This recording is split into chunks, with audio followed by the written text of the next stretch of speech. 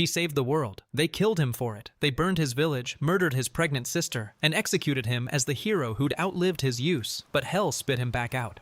And now the princess who buried him is about to learn what a real monster looks like.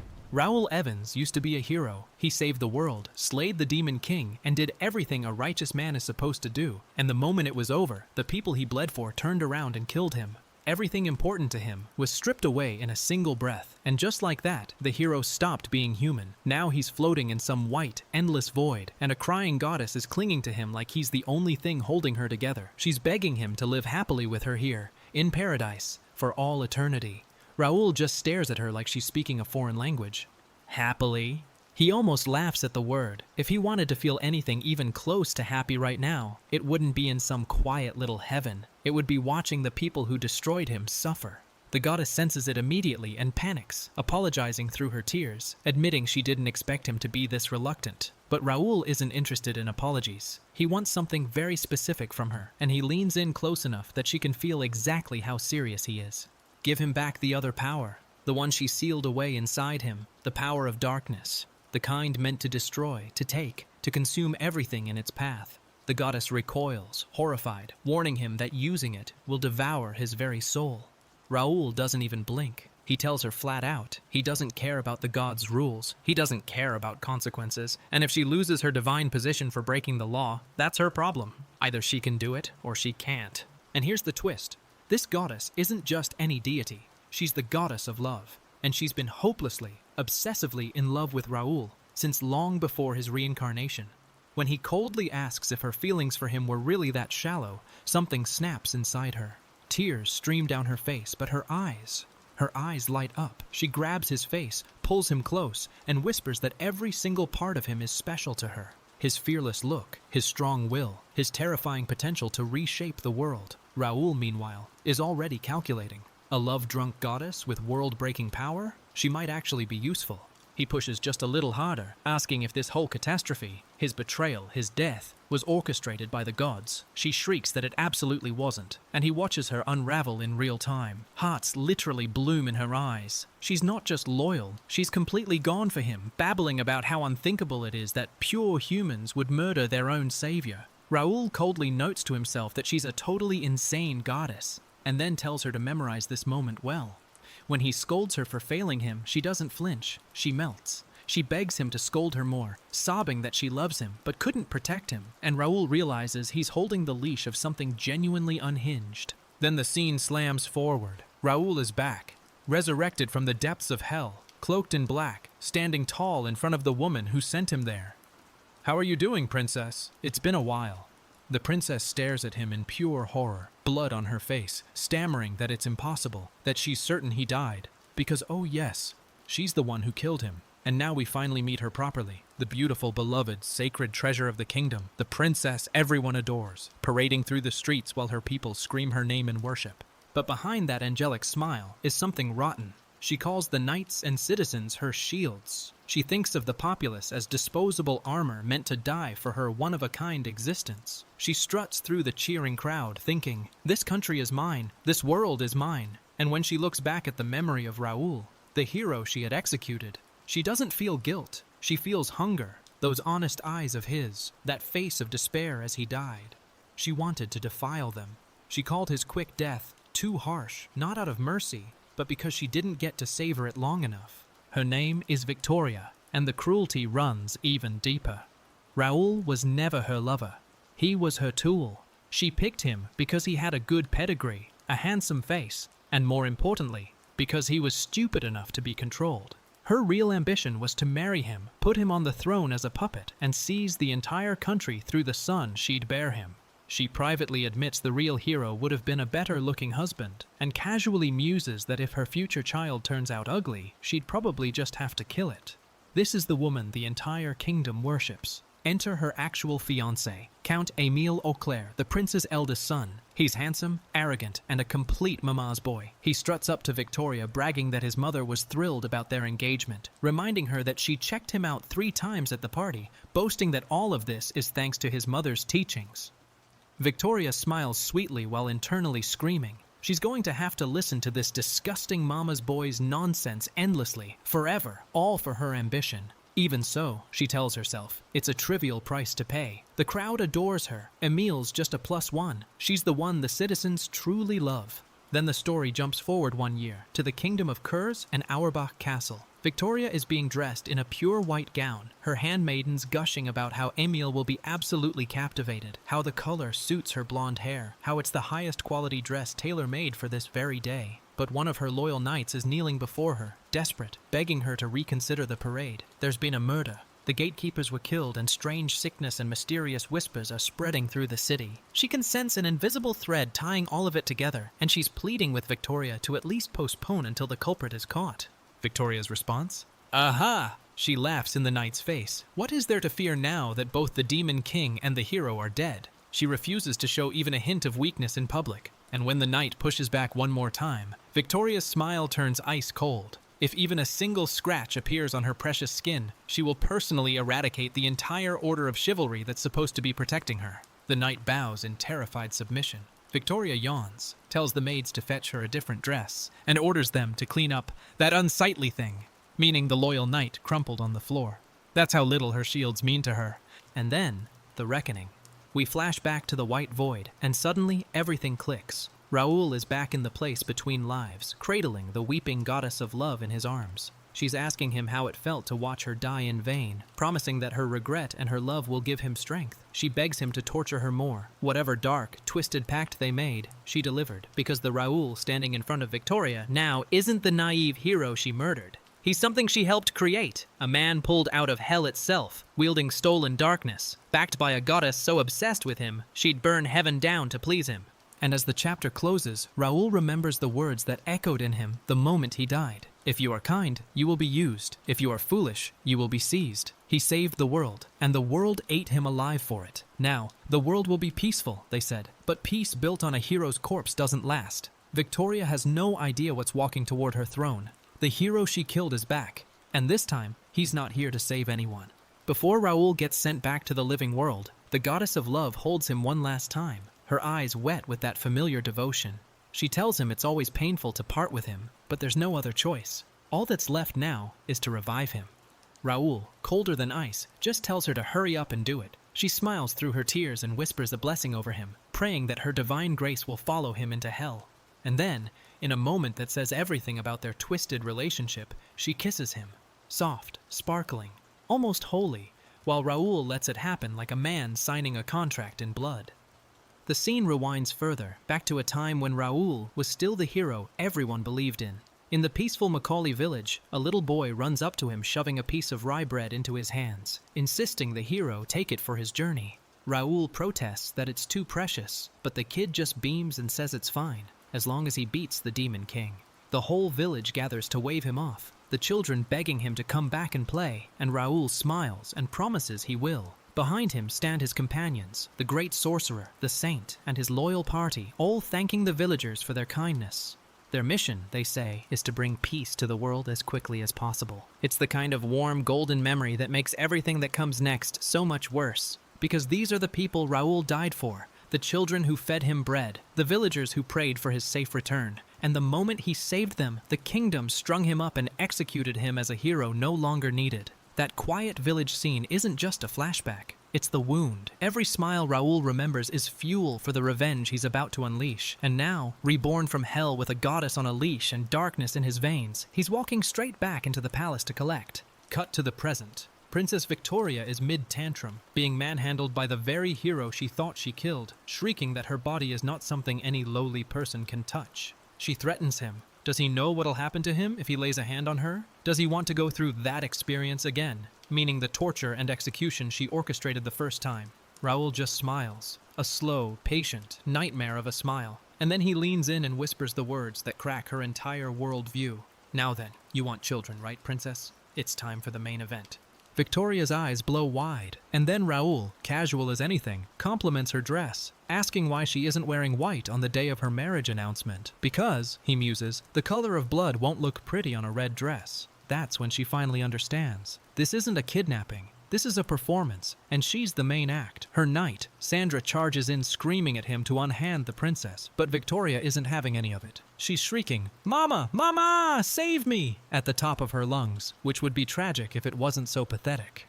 And here's where Raoul shows just how petty and brilliant his revenge really is. He doesn't grab Victoria first. He grabs her fiancé, Emile, the mama's boy prince. The same arrogant count who bragged about his mother's teachings gets yanked forward by his collar, and the second real danger touches him. His body moves on its own. He shoves Victoria into Raoul's grip to save himself, sobbing, "Save me, mother!" in front of the entire crowd. Victoria stares at him in pure disbelief. Did he just say, "Mama"? The man she was going to marry, the puppet king she was going to rule through, just sold her out and cried for his mommy in public. Sandra, the loyal female knight, lunges to save her princess, swearing she won't let this monster lay a hand on her. But Raoul looks right at her and says something that freezes her in place. He knows her true form. Whatever secret Sandra is hiding, he just casually put it on the table. And suddenly, this upright, pure knight is sweating bullets. Victoria, completely unaware of her knight's hesitation, screams at her to hurry up and kill him. Sandra tries, but her legs literally won't move. Raoul has frozen them with magic.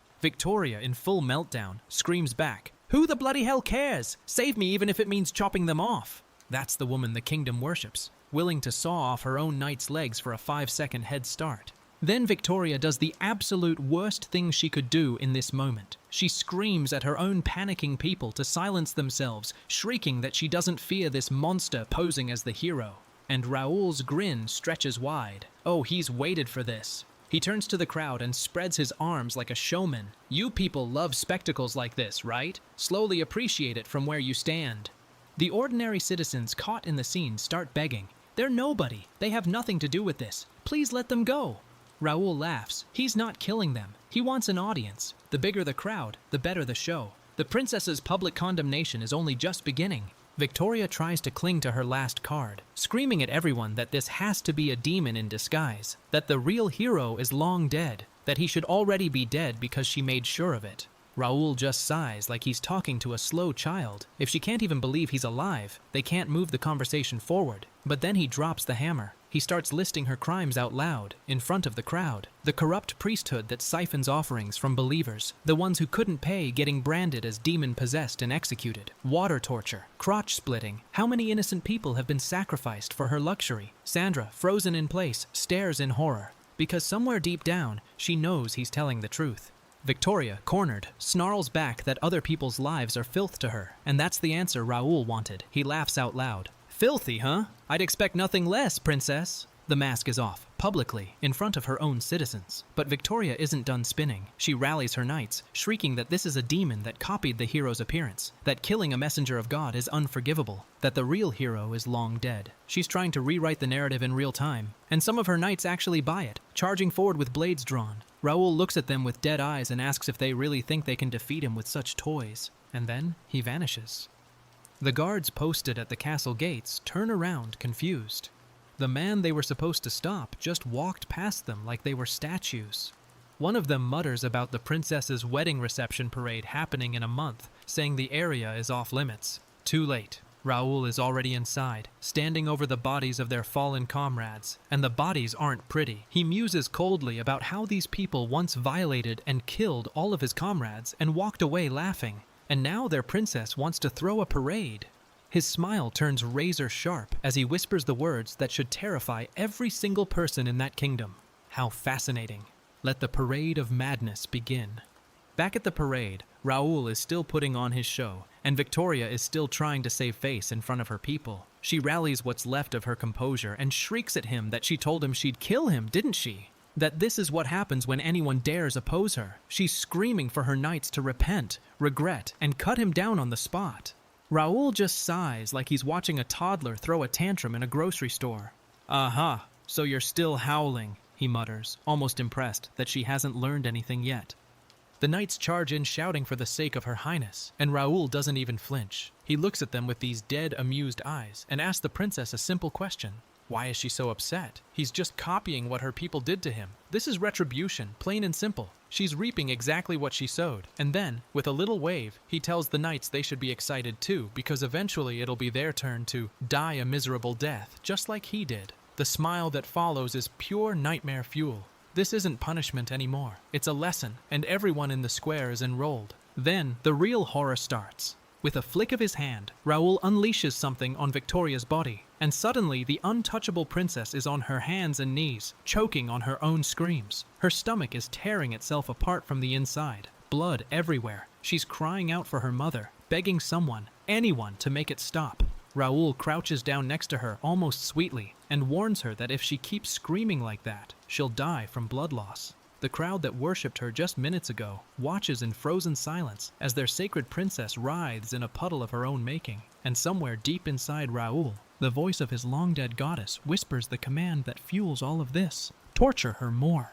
Raoul drags Victoria back up by her hair and tells her that her treachery has been extinguished. Now it's time to head to the finale. Victoria, broken but still venomous, chokes out one last plea. She'll make him atone for the sin of killing her older sister. And here, for the first time, Raoul's grin falters just slightly, because that's the wound she used to hook him in the first place. That's the memory she's about to desecrate. He looks down at her with genuine hatred, whispering that he despises those honest, begging eyes of hers, and the story flashes back to where all of this truly began.